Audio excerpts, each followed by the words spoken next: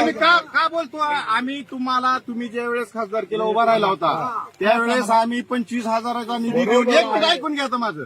आम्ही 25,000 निधी देऊन तुमच्या गळ्यात 5-5 हजाराच्या लोकांनी माळा घातल्या. या गावानं तुमच्यावर प्रेम केलं, तुम्हाला या गावानं लीड दिला. त्यानंतर तुम्ही आजपर्यंत आमच्या गावाला आलं नाही हे उत्तर द्या.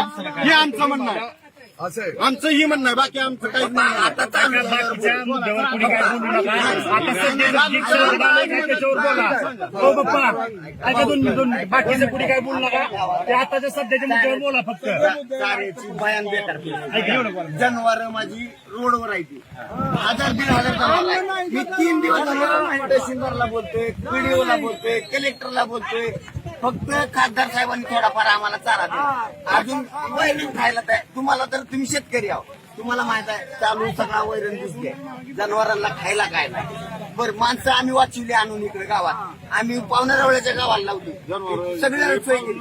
आज सगळी माणसं गाव रिकामं केले, पण जनावरांचा भाऊ काय आहे का नाही? त्याला चाऱ्याची सोय नाही, काय सुद्धा नाही. आरोग्य विभागाला फवारणी करा, आमच्याकडे आहे. महसूलकडे जावा, महसूलने म्हणायचं कृषीकडे जावा, कृषीने म्हणायचं ह्याच्याकडे जावा. भाऊ थोडा ताळमेळ तुम्ही ठेवायला हवा त्यांना. आणि